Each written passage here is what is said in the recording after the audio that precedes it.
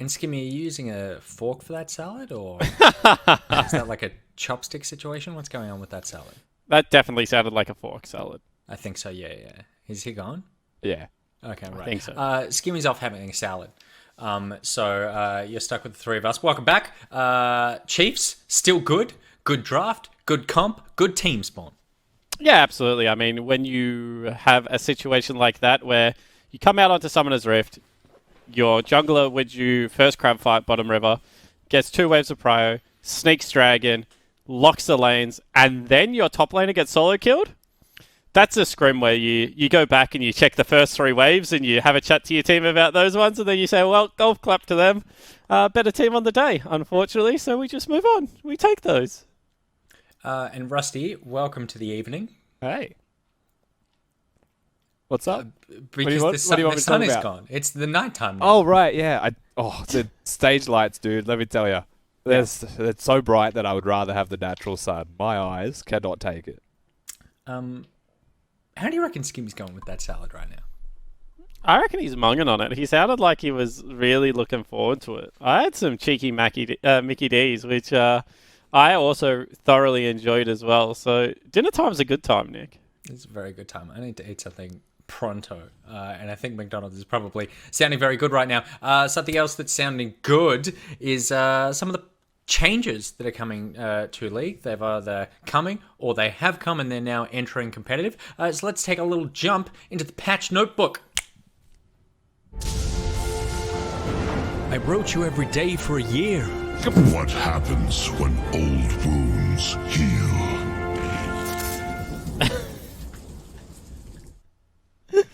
No, Volley Bear, you were so young and pure, and now you've been nick-tongued. You should all be so lucky. There's a couple of people in chat who definitely want to be nick-tongued. Also, he's not young at all. Like, there's an old-ass bear. Rusty? Yeah, he's a demigod with, I think he's like thousands of years old, isn't he? Yeah.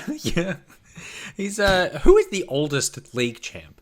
Zoe, surely. Surely Or is- Aurelion That would Sol. make sense. Or Aurelion Sol, 'cause he's a big galaxy boy. Zoe's like Okay, that 6,000. Is she? Yeah. She's 6,000 years old? Yeah. Damn. She looks good. For 6,000? Tell you what.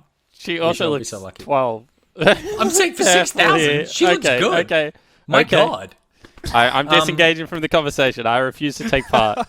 You're allowed to say that someone looks good for 6,000 years old when they look, everything is still just, oh, you know what? I'm just going to move on. Because the point is she's not a dead fossil. All right. The next, while we're covering the patch notebook, we've got Volley Bear has entered competitive. Do you want to start there or do you want to start with map? Rusty, what's your poison of choice?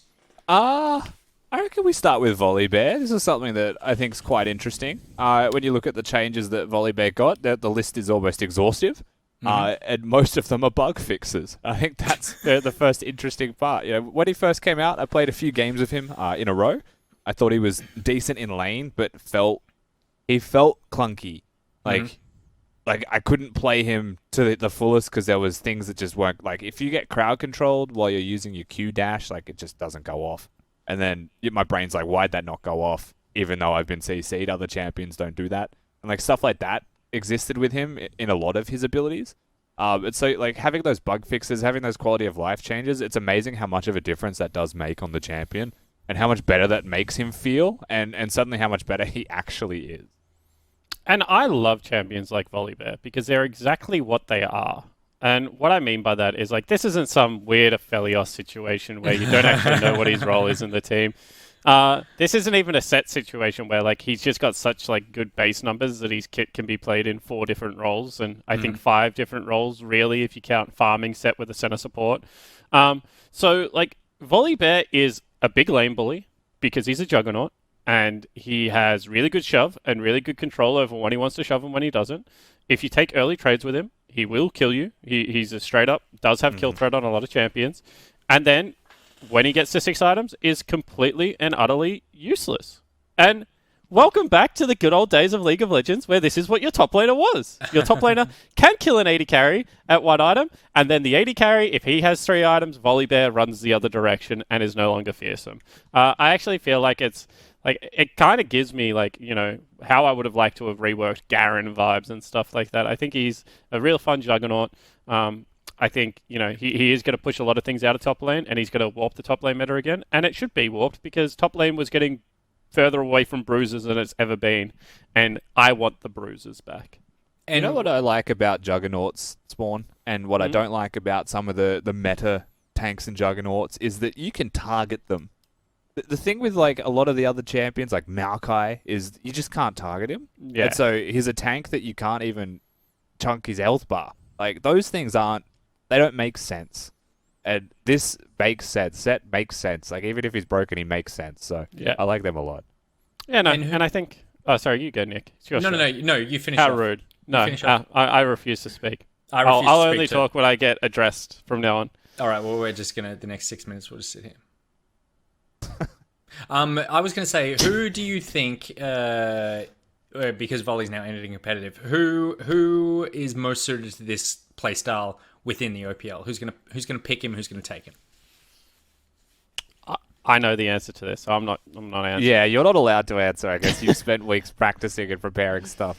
I don't know. I said this during the last game with Skibby, like the types of teams that could play it. I think Pentanet are one of those weird teams that could just play it in many roles because that's just their type of players. Like, they are the types of people that will play new things first week that it comes out and make it work.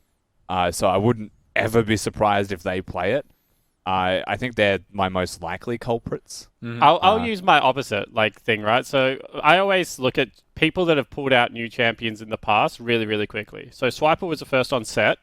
I think, pretty much in the league. It was a real DOS champion. I think this is also a DOS champion, just Big Bear in top lane, wax things with his claws. Biopanther was the first player in the world, I believe, to play Aatrox competitive when it was at Rift Rivals. So he's really quick at picking up new things, and I think that Biopanther will probably give it a crack. And then I think that you have a look at the people that can play really unique things bottom lane, and I think maybe Volibear would be good with a center bottom lane. He's got really good lane shove, he's got a couple of really good gank setups in his CC, so I wouldn't be surprised if it was going to be funny stuff. It would be someone like an Avant, because, maybe Paprise can play it, and maybe at the same time Appy can play it, or maybe someone like the Chiefs, maybe Dragku can play it as well as Thien can play it. So that would kind of be the teams I'm looking at. If Topoon plays it, he'll kill everyone on it, so I want to see that. But I think that there are some likely culprits in the league. Cool. So we look forward to seeing Volibear when he does appear. And then the other stuff that will appear soon, the map changes that come with 10.12. So we've got some elemental map changes here. Who wants to talk us through this? Spawn, do you want to just give a brief explainer about what we get with this? Yeah, absolutely. So pretty much what we've said is that the elemental terrain based off the dragon that spawns third wasn't good enough, and we're going to add more terrain changes within Summoner's Rift.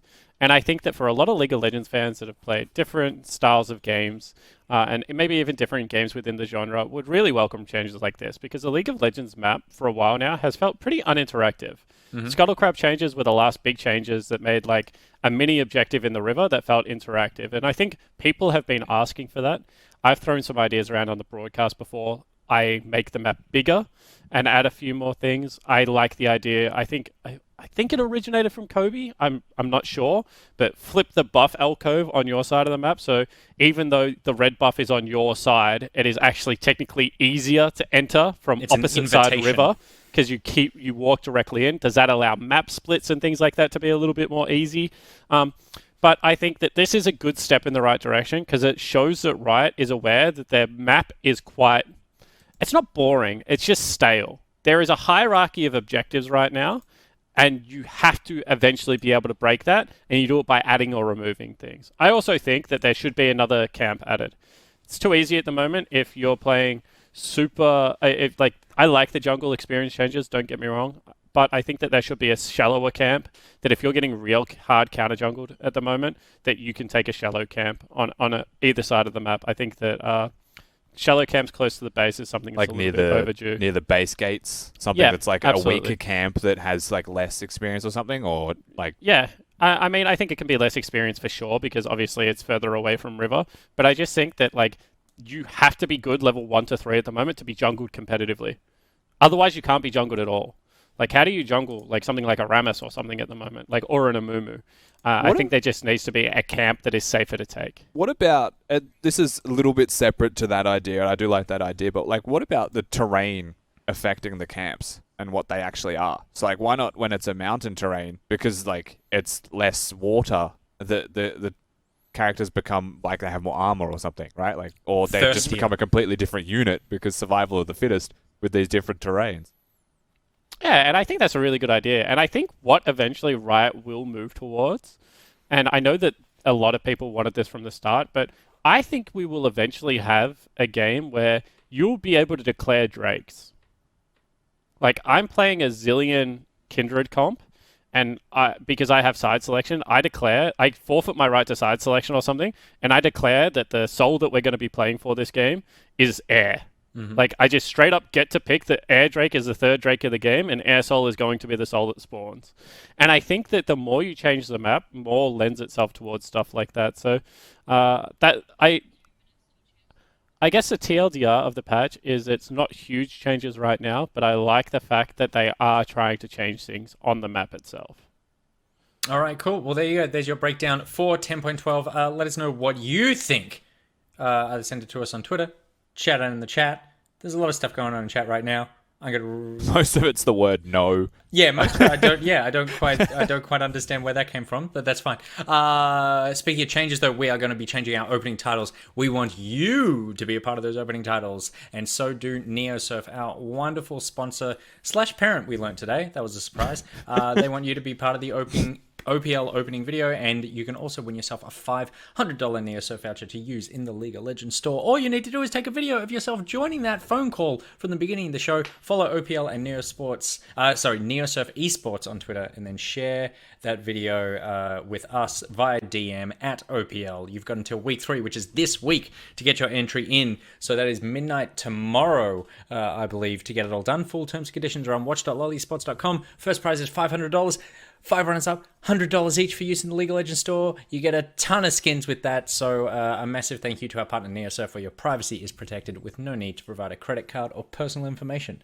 And I believe that store is also for merch. I think you could probably use there. Maybe, maybe not. If you can, you should buy something for me and send it to me. That'd be nice. All right, let's jump into game number 3. It's Legacy versus Pentanet.gg. Legacy, I mean, the unstoppable juggernaut at the moment, Rusty. What are Pentanet going to bring? Because they've been a little hot and cold over the last 3 weeks. I mean, I'm going to say this every time we see a Legacy play, I think, but we're expecting the perfect split from them at this point. I think it just goes without saying, honestly. And so for Pentanet.gg, what do we expect? Well, I think innovation, some strategy, something different might be expected from them. That doesn't surprise me from them anyway, but you're against Legacy, right? So I think that might be your best entry into a winning early game to then try and snowball through a mid-game. Mm-hmm. Yeah, definitely need advantages in draft if you're Pentanet, because you look at the individual players and you think maybe they don't stand up as well. So I think that, yeah, a lot of pressure on Western Way to get his team a really great draft. I mean, that is a slightly, the advantage there slightly is that, like, you have to be perfect if you're Legacy. That is the thing that everyone's looking for, a crack in that armor. So if there is something that they don't get quite right, then maybe there's a chance to exploit that. Let's see if Pentanet.gg are the team that can stop this perfect split so far. Let's get into game number 3, Legacy versus PGG and the Macca's Champ Select.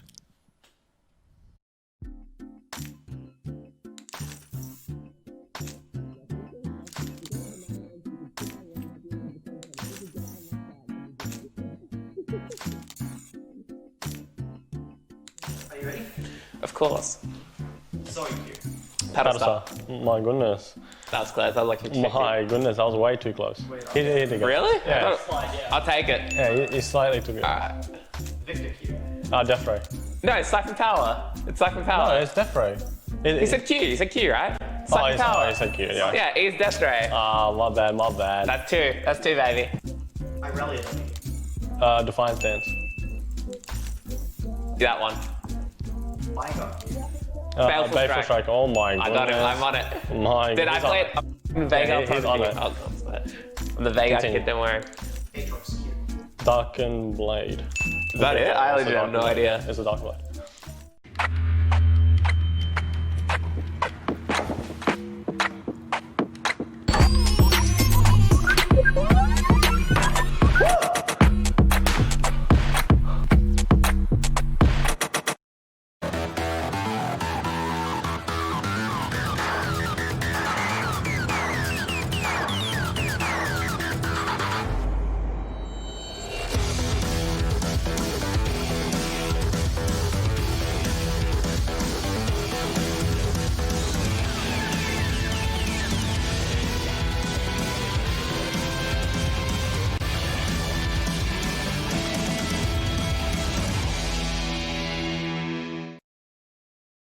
Welcome back for our third game of the day. It's the undefeated Chiefs, or the undefeated Legacy. I tell you, Chiefs, I've got it still stuck in my game. It's still stuck in my mind from game number 2 after their convincing performance. But it's the undefeated Legacy. Looking for the perfect split, taking on Pentanet.gg. And Spawn, my question already out the gates is, we have been looking at which team is looking to try and challenge them, which is looking to try and hand them their first defeat. I think really we look at this performance from Pentanet in week 2. They tried some things. They went for a composition with no engage. They've stuck with this Yumi Jana composition. They tried to do some weird and wacky things. I think honestly it's a bit of a blip on the radar. They like to experiment. I feel like still from what we saw in week 1, they have a lot of strength, and they'll be no doubt looking to try and once again put that on full display coming into this match. Yeah, I think it's going to go one way or the other really quickly, Skimmy, to be honest. I think like either they will get back to the form they showed in week 1 and be legitimate contenders, or they were a team that was like a little bit surprising just in the areas they had strengths, and teams have figured that out now through scrims. Because the one thing about League of Legends that's different to like a lot of sport in the world that you have to remember is the way these guys practice is by playing full games against another team.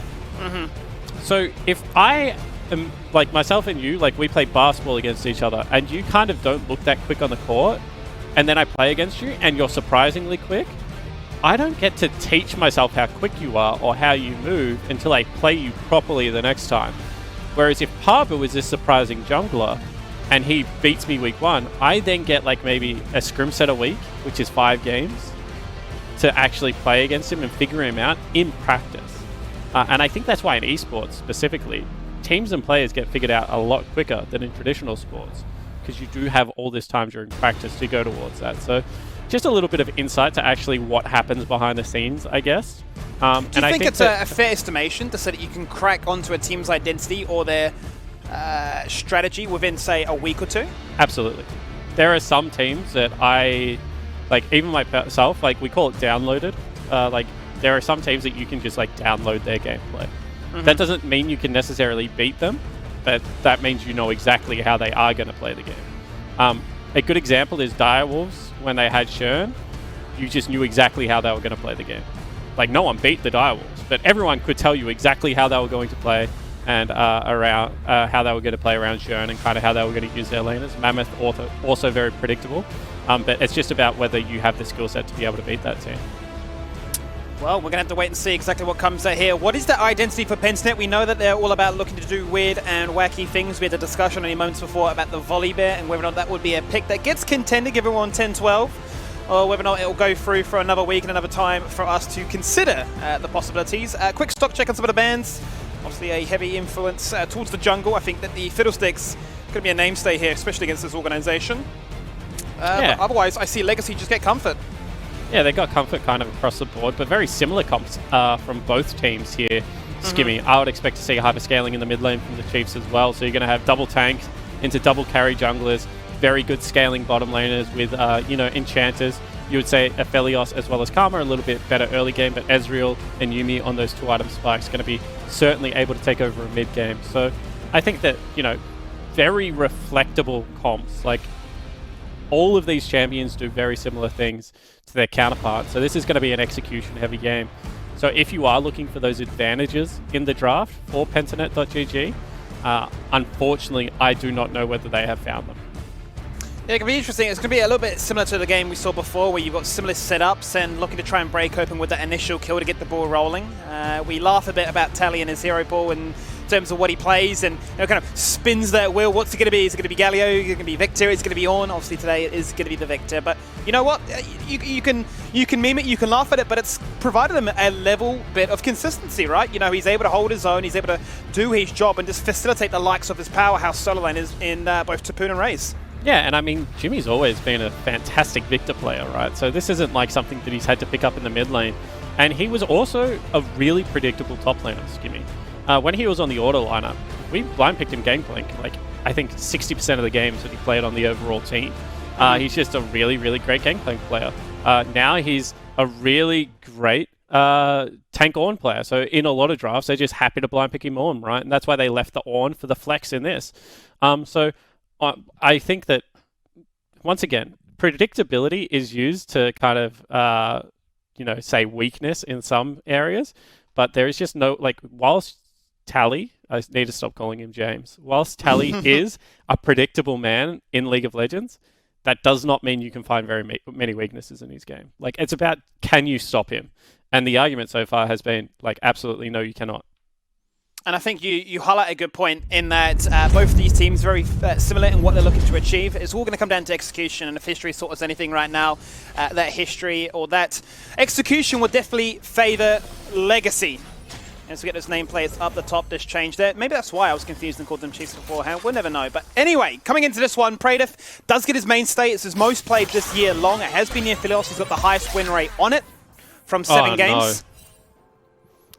You hate to see it, Skimmy. Every mid laner plays this game, which is, you know, when you're against Yuumi. So in mid lane, we don't get to talk about this very much. Can the observers show me mid lane? So the reason that you actually race towards mid lane in the early game is that people will use mid lane to sneak into the brushes and try and like collapse on either where Aphelios is standing or where that ward is in pixel brush. So the mid laners race onto the map ASAP, and they actually stand so they can see both sides, the full side brushes of mid lane, so you can't sneak through that way. And what you have to do when you're against Yuumi is Yuumi jumps on her mid laner, jumps off just at the last moment, and hides around the corner, and as it looks like Victor's about to get vision of that brush, which is very standard play, if there's a Yuumi on the team, Yuumi will jump on and get her first stack of mana flow. And there's a meme in O scrims that, you know, Yuumi got mana flow, the game's already over from level 1. But it's just about getting that early chip damage, a little bit of early poke and pushing people back, and kind of sets the pace of the game. Yeah, small advantages are definitely going to be the theme of this game here, I'd imagine, Spawn. And it's going to be a tall order. Obviously, Tapoon is in red-hot form right now. I think the last 2 games in quick succession, we've seen him single-handedly take over the game, finding solo kills, coming into the mid-game, coming into many of those fights, and being, what, 5-0, 6-0? Yeah, and I mean, people would think, where did this Tapoon come from? But just a little bit of insight from last year. Tapoon was equally as scary as Fudge going into that playoffs. He had a much different champion pool, but there were a lot of people. I know Swiper considers him like one of the scariest players in that time period as well. It just so happened that Mammoth won the OPL with Fudge, and therefore people remember the 17-year-old rookie popping off, but Tapoon was certainly an intimidating force. And now you have a look at how well he's played this year, Skimmy, and you have to just take your hat off to him. It would be very tough for Babip and Tapoon, the only 2 members of that Mammoth lineup that got left in Oceania after the rest of the team went over to North American Academy. But they've done it, they've stuck it out here, they've won the title afterwards as well, and looking to repeat again. And that's the discussion I believe we had in the cast last time we were doing Legacy, was to... their game plan is obviously very much, we're going for Worlds, we're looking to try and get ourselves that international exposure, and we want to prove ourselves on the bigger stage that, you know, whilst we might be, quote-unquote, a scouting grounds for these major regions, that, you know, there is life, you know, there is an esports career out there, right? You can hit those headlights, you can reach the stars, and, you know, see if they can reach the same heights that a lot of these players have when they've, you know, migrated to the likes of LCS and AC. Yeah, absolutely. And I mean, on the flip side for Pentanet, right, so now you're trying to build yourself towards that. And I think, you know, people like Parbu and stuff have been overseas. They would have had the taste of it and what it's like. And he would certainly be trying in his new role to be able to establish himself as one of those junglers in the OPL. You've seen from his online persona that he's confident that he's going to be able to do it. And this is going to be a great test because, you know, one of the few games that people have taken carry into Parbu. I think he's had a couple of Trundle games himself and then had Trundle played into him. Yep. So this is going to be Graves versus Yuumi, which is a skill matchup. Not Graves into Yuumi, Graves into Kindred. I just saw Yuumi on my screen, which is a skill matchup. Graves farms slightly quicker. Kindred does win the one-on-one if she ever finds him, so this is going to be interesting. It'll be a tough folder, as Babip is also definitely finding his footing in this one, and I mean, it's easy to highlight that, you know, this is the team that is definitely in the driving seat right now. They definitely have stars in all of their positions, and you know, Parbu's definitely come into this saying, you know, being very vocal as you highlight on social media, but has played a different jungler every single game. I think last week we had 2 occurrences of the Wukong jungle. Weren't the biggest fans, didn't seem to have much of an influence, didn't have many items online, and the Cyclones weren't finding as much value as we see when they are in, say, other positions, but he's coming to this one with the Graves, one that we know is looking to try and find priority in those lanes, be a carry, and be a menace as he shows his threat mid lane. Going over the wall. Yes, indeed. Drops the smoke screen, dodges out the stun. has Get Back in there for some protection as the trade works out in their favor. Yeah, really nicely done from Pabu there. Actually, all that gank does, because Tally was going to teleport back anyway, is ensure a freeze. It might mean that Get Back gets to keep his teleport and walk back to lane. So, once again, when you're playing the same comp, it's all about the small wins that you're able to pick up, Skimmy. In the same time, you know, the fact that Babip was there returns a lot of damage as well. So it is just a little bit more of a 50-50 trade. See Topoon, however, talking about small wins, actually doing quite a good job on this top side of the map, and he's actually ran Biopanther out of mana. Why does that become influential? Is because Biopanther can't ever push the lane without mana. Nah. And if he gets stuck in this laning phase, he's going to start bleeding out just, you know, creep by creep. You might get 5 creep a wave, but if Topoon's getting 6, then you're going to fall behind very, very quickly. And Topoon's been able to keep his teleport the entirety of this time, so they're definitely going to get a teleport advantage top. So, what do Pendanet decide to do if that is the situation? Well, they want to force themselves onto this dragon. You highlighted the priority they're having that bot lane, given the fact it is going to be the Karma, and we know how strong that can be. So he's playing bot side. He wants to find a lead at least in one of these lanes, and that is going to be the first dragon going their way with Cloud taking off, and let's compound that just a little bit further by taking the Skull as well. The question is, though, I suppose, is will he go top side to try and help Bio, or is he just going to sacrifice more and more of these minions? I think Bio's just going to have to use his teleport here, and Topoon's going to get to walk Skimmy. That's just the power of Karma as a support. Karma just outpushes Yuumi at this stage of the game, and you can see can just determine when she wants to push and when she doesn't want to push. At the same time, you know, Ezreal has got 3 biscuits, and this is one of my pet peeves on Ezreal, Skimmy. I think you've heard me say it before, but if you're going to play Ezreal, you're going to play him a little bit more aggressively. At 0 items apiece, Ezreal is actually probably stronger than Aphelios. Obviously, based on Aphelios' guns, sometimes that can change, but when you're 0 to 0 items on Ez, you generally want to have an advantage. He's got 8 CS up at the moment, but that's probably not enough. Because at this stage of the game, when you're BF Sword versus Tier, Ezreal is definitely at a disadvantage. And this is where Raze maybe could have played a little bit more aggro in the bottom lane, you know, use some of those biscuits a little bit more aggressively and tried to take over. But this is the most aggressive variation we've seen in Ezreal to date in the OPL. We've seen teleports, we've seen barriers, we've seen heals. He's actually going to opt in for the Ignite. Fully confident in his abilities to carry, and why wouldn't you? We know what he's like. Especially with Yuumi there for protection. So, in this comp, well, Babip is caught out in a situation where Rogue wants to collapse. The Tether does make a route go on through as both drop down to half of their health bar. Chaos Storm getting deployed as Tally wants to get in on the action. And Topoon, well, he's going to shut that one way, but the fight dissipates. Okay, and that's really interesting because meanwhile, on the top side of some of those rifts, Kratos is going to be able to pick himself up the first turret plate of the game. So that's an advantage going over Pentanet.gg there. You're going to see this a lot from Bio. Bio sacks so many waves. You see that bottom lane wave?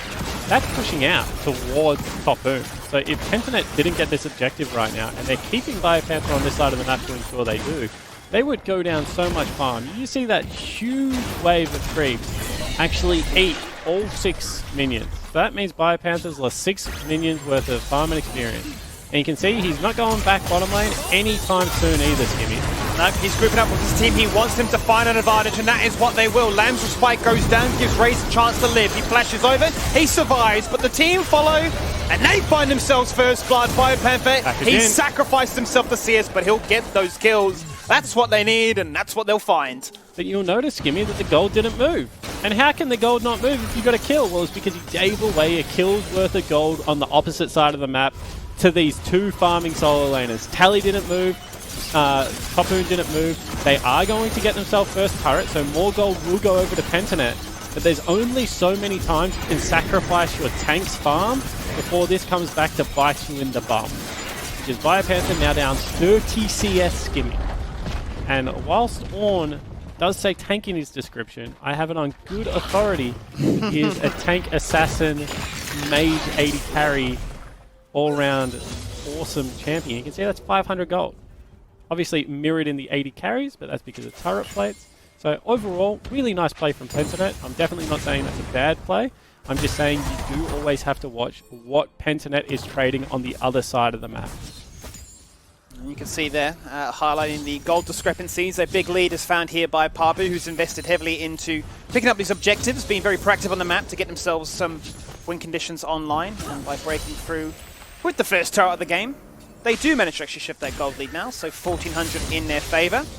Unfortunately, Prade unable to find an assist, and that could have been a critical moment in trying to swing the balance and really slow down the empowerment that Ezreal's working towards. And I wonder what is going to happen here, because Biopanther is currently laning mid, but they haven't shown Corki on Summoner's Rift.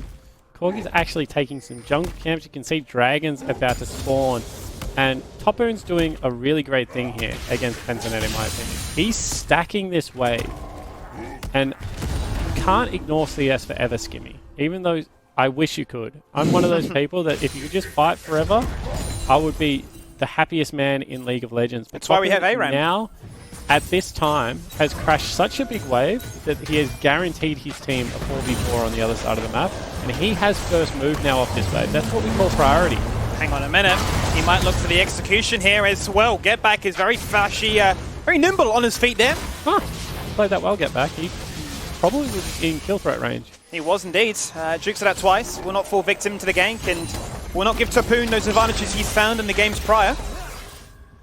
And now Pentanet really starting to get a sizable lead for themselves, because they didn't actually have to sack anything for this objective. They traded flash for flash. They kept Biopanther, who at this stage is a way better team fighter, on the objective side of Summoner's Rift. You know, now he can go back topside if he wants to be the person that's going to deal with Bjorn. And they've done a really great job of distributing farm. You know, they did miss that earlier 30 CS, but it hasn't really grown since that stage, and they do maintain themselves, you know, that 12 to 1,500 gold lead, and they do have both dragons. These were the characteristics we got a glimpse into when we had the mid-season clash as to what Pabu's style would be as he transitioned into this role. We saw aggression, and that's what we're seeing here, being very proactive on the map right now and taking those camps, taking those initiatives, if you will, to say, this is what we're doing. Come around and stay a while. It's proving to pay off at the stage of the game as that gold lead continues to grow. Do you know the funniest thing about Pabu's transition to jungle, Jimmy? And I actually haven't heard anyone speak about it yet, so I was wondering if it was like a taboo subject. But he actually tried to become a jungler, you know, move roles, in the summer break. This wasn't a split 1 to split 2 break. He created a jungle-only account, you know, after he was let go of the Gravitas lineup the first time around. Spawn in-houses over the summer, you know, when I was just streaming games. Yeah. Where he was queuing up primarily as jungle, and he was playing against like Cubes and Carbon a lot, and obviously wasn't picked up by a team. And I don't know why that happened, but then he went back to play with Gravitas, obviously, in Split 1 as a top laner. And now Split 2 has been picked up over jungler, but it's just really interesting to me that no one really mentioned that over the summer break, this guy actually was spamming out jungle games. So he's been jungle now for the better part of 6 months in my mind. It's definitely starting to show the proof in the pudding, as they say. Despite it being 30 minutes into this game, there's only been one kill. It's all been about the macro, about small advantages in terms of CS discrepancies and achieving summoner advantages, as I see Pabu forced to flash away. Yeah, actually went for the flash, the smite steal there. Then he was hoping he was going to be able to proc phase rush and just book it right, but wasn't able to do so. Had to instead burn the flash and didn't even get himself the scuttle crab skinny. And now this is where you start to get worried. Because look at that top lane wave. It's completely neutral, unattended farm right now, and you can see that they don't have priority mid, they don't have priority bot, and they're starting to lose out on more plates. Still 1,000 gold lead for Pentanet.gg, as well as the 2 dragons still. But no one attending to topside farm, Skimmy, means that you can start to fall behind a little bit. And if Raze gets to take this turret, he's going to even out the gold amongst the 80 carries. And it's interesting, right, because we've been critical at times with Prey to finding these big leads, maybe an item or an item and a half lead, and not being able to force fights as a result, them being too reluctant or them being too keen on, you know, attending to those waves. We've seen other times when they've had these compositions that are looking to try and control those waves and then sacrificing the group up to try and force those fights. It's either one or the other is what we're seeing at times. This time it's obviously the latter. They've been aggressive. They've been very much the ones in the driving seat, forcing their style of play on their opponents, finding the priority, and whenever there's an objective available, Pabu is the first one to answer the call. Yeah, and I think the Pabu's actually jungled really well this game into Babip. He's kind of stifled Babip across a couple of objectives, made him burn some smite charges where he wouldn't have liked to, and he's taken all 4 major objectives. So credit to Pabu, certainly having a really great performance so far in this game. He's also, I think, about half a level up if I saw the experience bars correctly. So doing a really, really good job. It was just that was a trade down for the first time from Pentanet. We said their trades have either been, really good, that Reft Herald trade, or at least even, kills for farm. But this time, whilst they do get to bank the potential Rift Herald for future, that charge, sometimes the game doesn't play out that way. They did lose out on about half, 500 gold. Half 1,000 gold. Would be a lot of gold. As if Philios needs any more right now. Would be a lot. He's obviously delayed his build a little bit by rushing the Executioners for that trading potential into the Raze Yumi combination. Be interesting if we'd actually see a comparison between the two, right? Because even in CS, but they've both been fed many of the turret plates. I want to say that Praetor has a small lead. Well, let's do the quick math, right? He's got himself an Infinity Edge plus Zerka Greaves 1,100, and it's going to be plus 900. Yeah, he's about 6,000 gold worth of items, somewhere around there. Have a look on the flip side. It's 2,000, about 5,400. I reckon he's about 300 gold down, something like that. I don't know when Ray's shop lasts. But I'm going to say that Kratos has a slight item advantage at the moment.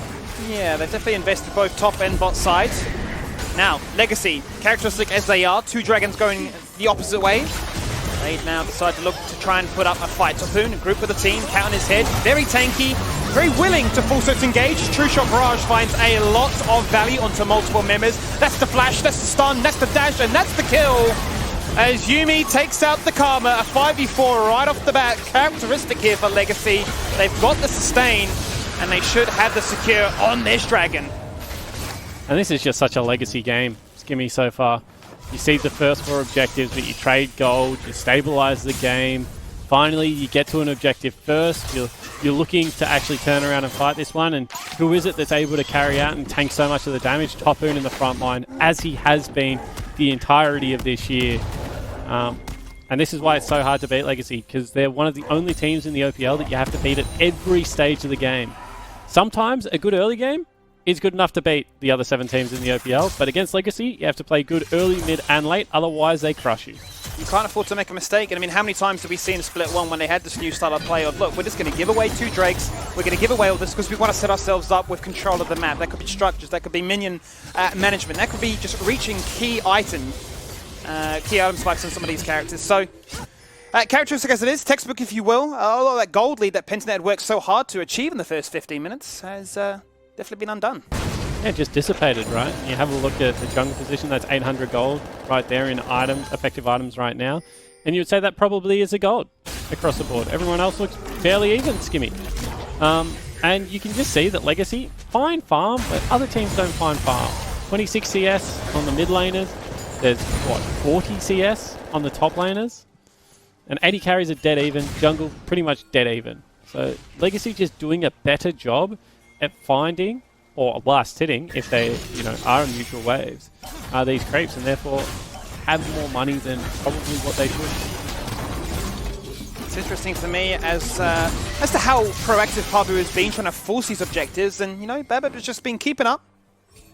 Hasn't really been out there to force ganks, force objectives. Has just been farming away, saying this is cool, nothing to worry about. I was laughing at Chippies. Hold the thought. I was laughing at Chippies on his Ornn because I thought, you know what, good on Chippies. He's become a real post-Ornn player. And what I mean by that is, he played Ornn and he had 130 farm in 23 minutes, I think. He just grouped in frontline for the boys. And this is the difference between, people that do that and the people that are willing to farm on their tanks. We actually have a little bit of a turret race here, Skimmy, and I don't think we can beat a Phelios. No, it's definitely appearing to be what is a turret race into a base race, as we have our eyes set onto, well, achieving a very early inhibitor, it would seem. Very well done there from Kratos, because what he actually did, Skimmy, is he kept the creep wave alive by using his health. That actually might mean they can get themselves a cheeky Nexus turret as all the bases are stopped. Okay, well that means they're going to go for the end. It seems they're working their way towards the first of the 2 Nexus turrets. That's going to warrant both these top solo laners to come on back.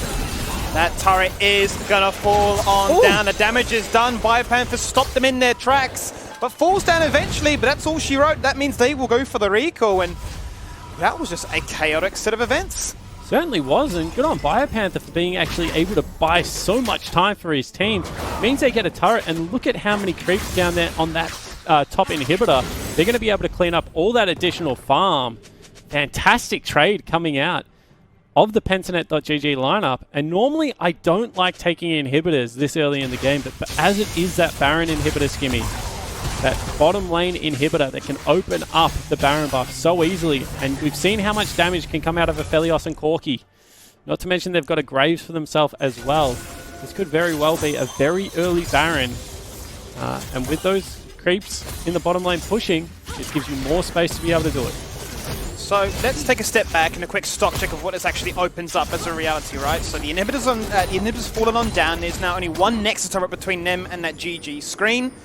Legacy weren't able to replicate that same amount of success based on the fact that Biopanther responded to it first. But the difference has to be, surely, they have 2 teleports and they have an AD carry that is going to continue to scale up in Corki. That could, if it were to become a late game situation, just melt through it and end it very quickly in the back door.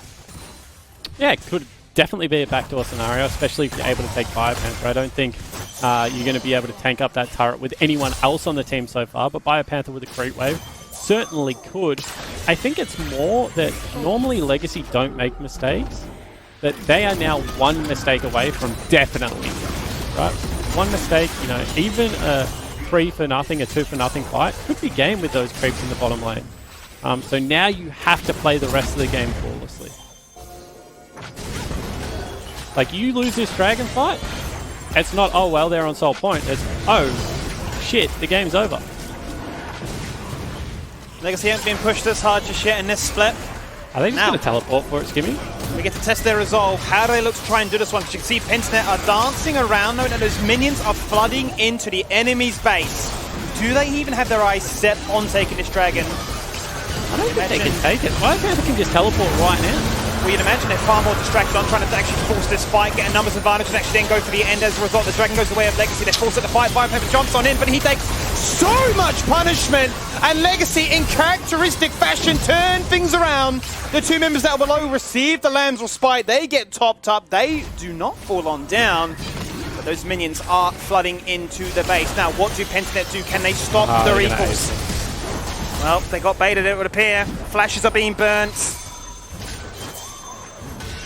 Okay, Skimmy, they didn't ace them, but they got 4 flashes at the end of that one. And Harbu picks up a kill. Okay. This is an interesting game. Yeah, this is the original word of Clown Fiesta, my friend. Game getting very scrappy is the word I would use here, Skimmy. Ray's sitting in his power spike in that team fight just did no favours for the Pentanet.gg lineup. Obviously still waiting on Aphelios to get the 200 years of experience he needs to be able to take over a game. But I think there was an opportunity there for you to actually end. So if you have a look at this, if Biopanther backs right now and teleports to this creep wave, especially given the fact that only Tally has teleport and he's not in a great position, I think he nearly could have won the game. But obviously that's not what they went for. They went for the team fight. You have a look at this. Raisin and Tally just not touched at all in the back end of the team fight, and so much damage onto the DPS threats of Pentanet.gg. Sometimes a little bit deceptive when you look at the tank's health. And then on the back end of this, really clean re-engagement as everyone from Pentanet.gg has to get out. Kratos versus Raze one-on-one. How does Raze get cleaned up here? He goes forward and he'll just die to a very nice end of the line. Raze saw blood between his eyes and thought, well, that is the play. That's an easy triple that I can clean up here and really try and slow the tempo of this game down. It's descended into chaos, and the discipline factor that was so well renowned for is being slowly undone. That is a crippled next turret down to half once again. Giving Pentanet that 1 ace, 1 win opportunity, really. Moment in this game to play around.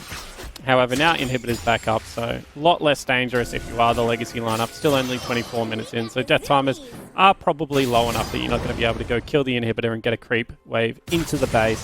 So I think a lot of the danger that downed Inhibitor and Nexus turret had in it has now dissipated, and Legacy just look to be like in firm control of this game. Death cap picked up, marching towards Death Stance as well for this Ezreal, and the Yuumi is just too strong at this stage of the game.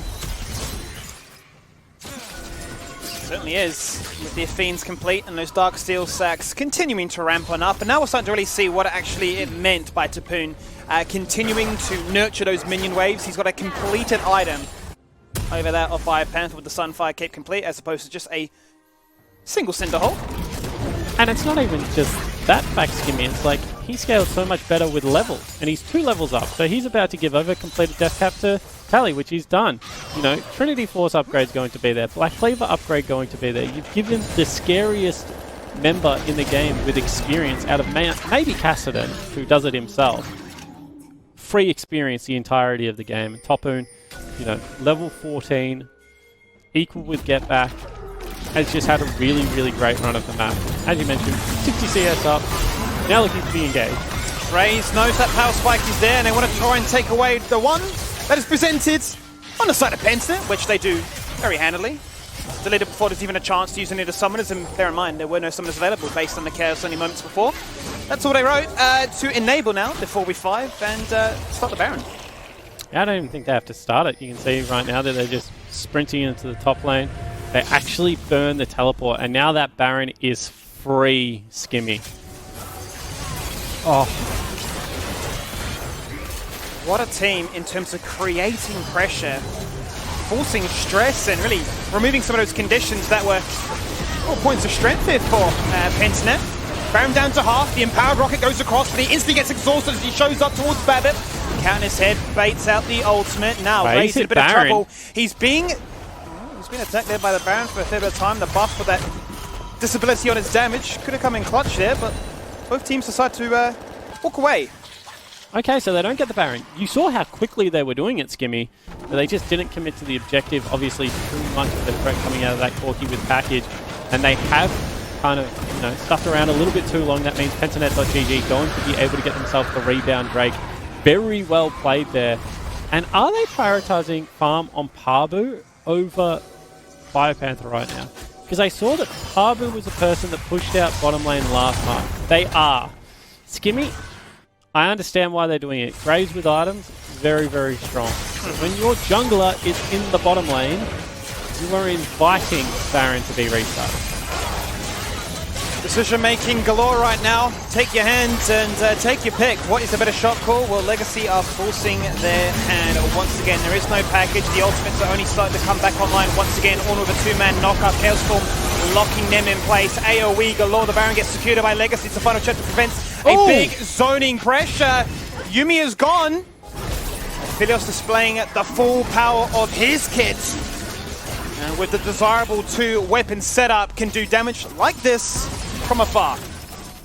Okay, so they do not get any follow-up there, but a big shutdown coming across. Isles falling down.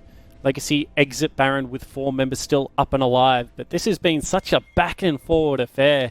Credit to Pentanet. I thought after the first couple of trades, Skimmy, that they looked like they were missing a beat, but they've been right there for a lot of this game. And to be able to say that against Legacy, the defending champions, the only undefeated team within the OPL at the moment, is certainly very high praise. There is a reason I said this was a banger.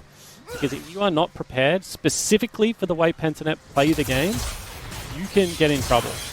And Legacy, it looks like a couple of times that they've been on the brink of that trouble, but have been able to pull it back now. And it throws us back to that initial statement as to what team was going to challenge Legacy. And Pentanet have always been that wild card of trying new things, always being strong, but not necessarily always getting the results that warrant that praise. Well, the early game was strong, the mid game had its moments, but they've definitely challenged Legacy harder than a lot of the teams have done so far. Yeah, absolutely agree. This has been the best game I think I've seen a team play against Legacy this split. And you can see that now Legacy applying lane pressure in 2 lanes. actually using Tally to buff up the bottom creep wave as well. Triple range in the mid lane, get back in some trouble. Yeah, Legacy trying to take full advantage of this Baron buff right now to really create a big gold divide between these two teams. It was only about 1,500 to 2k before that.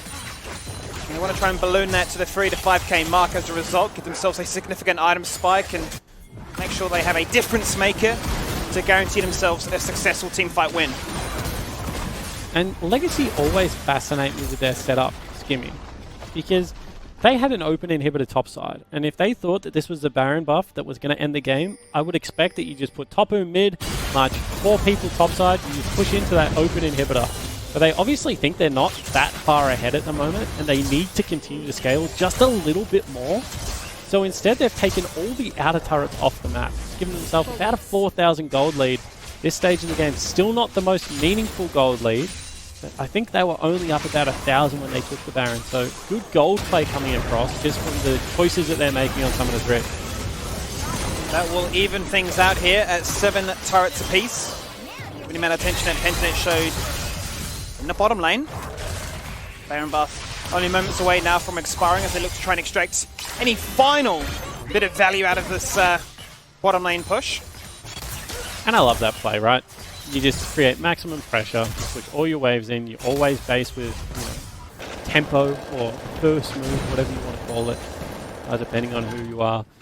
And now they'll be able to come out onto Summoner's Rift as strong as possible with a minute before the dragon, full wards.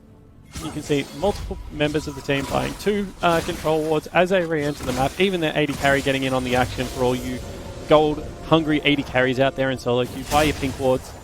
And now they've got first access to what should put Legacy on soul point. You know, see whether the 4,000 gold is going to be enough to overcome Aphelios, who has got his death stand. But this should be a very close fight. If Biopanther was level 16, Skimmy, and Get Back was level 17, the same levels as the Legacy solo laners, I would actually say this is a very winnable fight from PGG. They might lose this one just based off experience alone. Especially if members get caught at a place like this as well. The package has to be burnt as Get Back disengages away and lives to fight another day. Out of Babbitt.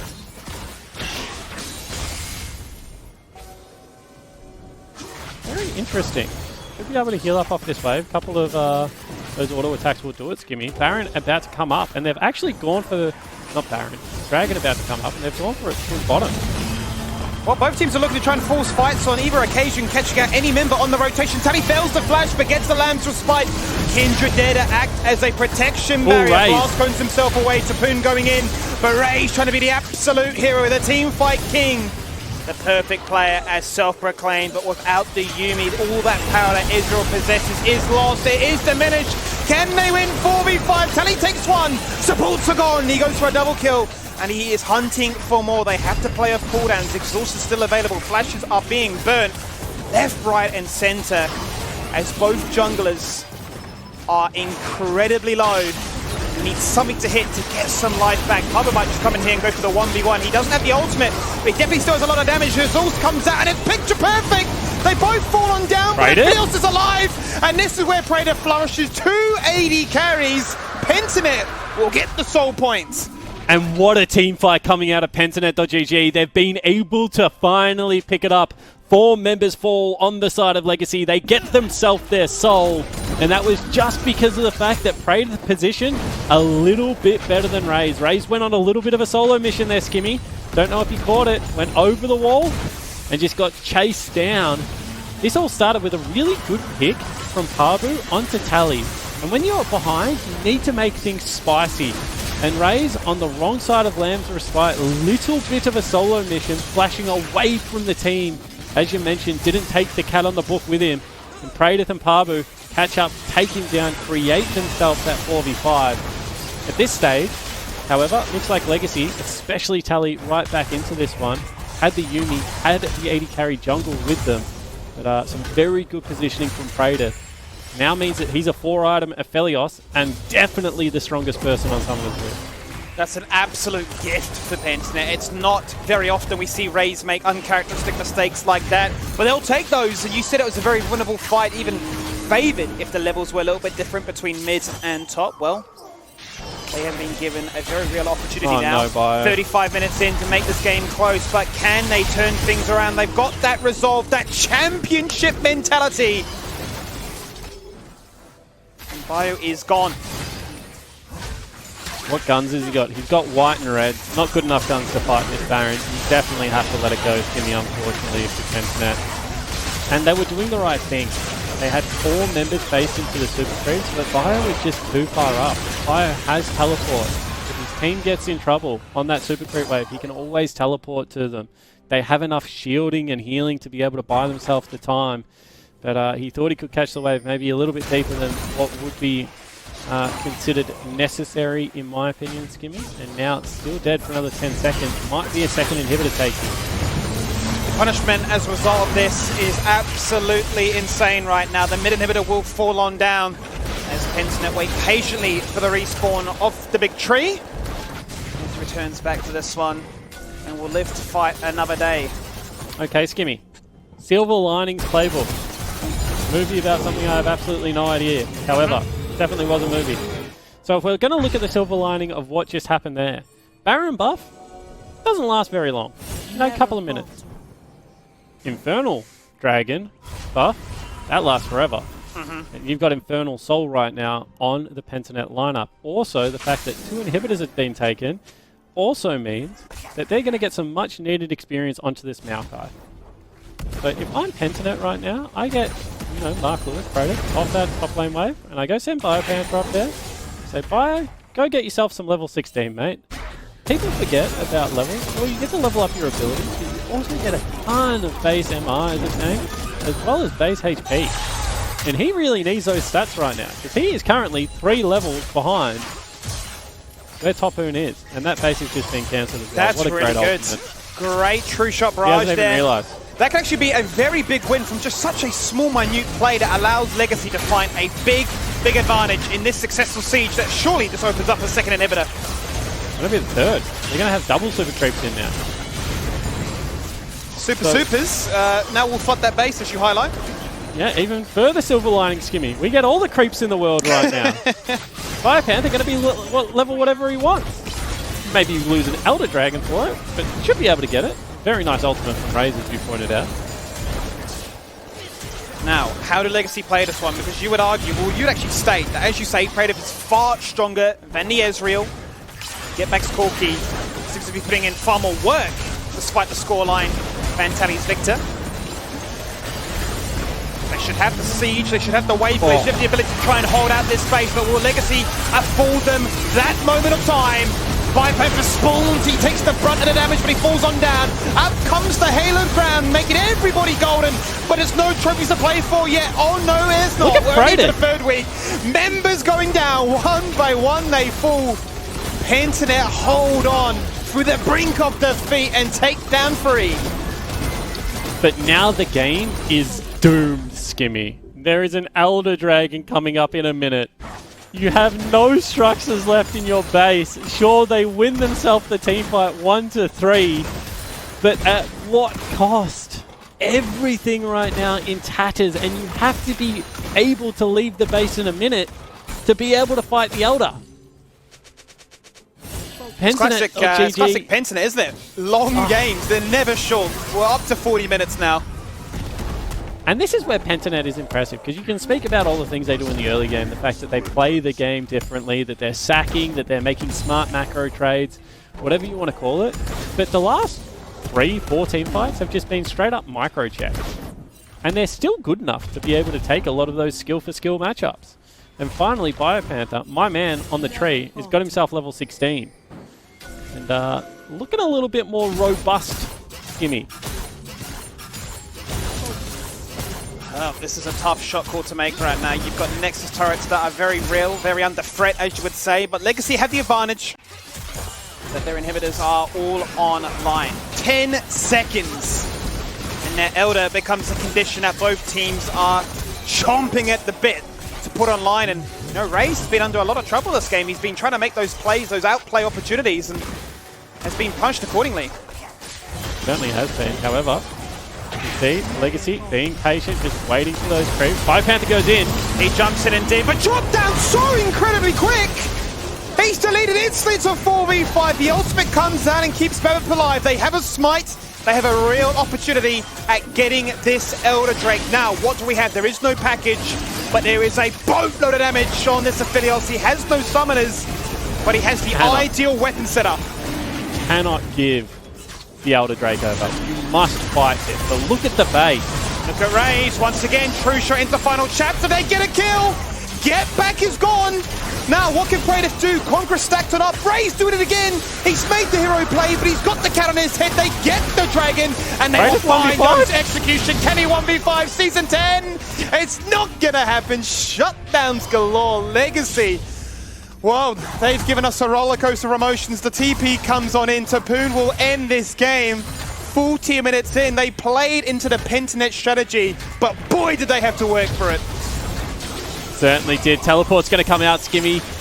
Nexus will fall down. It took 40 minutes, but Legacy remain undefeated in the OPL. Oh my gosh. That will be a very fun VOD review, I'm sure, inside both camps, quite honestly, for them to say, where did it all go wrong? So many opportunities for teams to be back and forth the gold lead. I mean, there was really no buffer. You could talk about ornaments, you could talk about discrepancies, you could talk about where those gold leads were being invested into. The fact is, you know, you leave it late game, the respawn time is being that high, you can't afford to make one wrong move. And Legacy, they really did have to work for that one. Yeah, I think that's all it came down to, Skimmy, is the fact that, you know, you had a look at what stage of the game the teams were uncomfortable. And at 20 minutes, death time is still quite forgiving. You know, I'm sure if Raze had made that mistake in the team fight at 40 minutes, we're talking about a different game. But Pentanet, just under all that time pressure of their base, Biopanther knew he had to make the call, went for it. Unfortunately, it did not pay off, and Legacy pick up the victory. But you got to say, for a team that's 2-3, Pentanet looked the most dangerous against Legacy, I think, out of any team so far this split. That they certainly did, definitely giving Legacy a run for their money and making it so that the narrative is not a one-horse race. There are definitely teams that are looking to try and challenge them at the best. The league isn't concluded just yet. We're going to jump to a quick break, and when we return, it's the final game of the night. It's a big one. It's Order taking on Avant.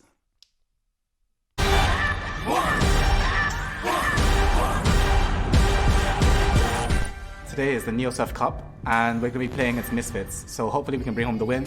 NeoSurf is simple, safe and secure. You can go to your local shop and get a voucher code and use it online, preferably to buy League of Legends skins. He's got it! This is deadly! He's got it!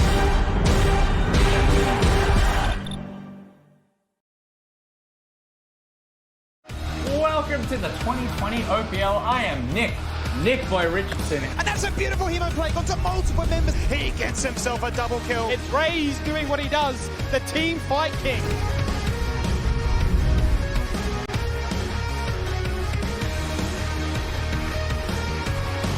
We love everybody. We love the OPL. If you're craving the taste of your favourites, head to Macca's for a fast, safe and contactless drive-through experience. For your Macca's run, contact-free, we'll be here.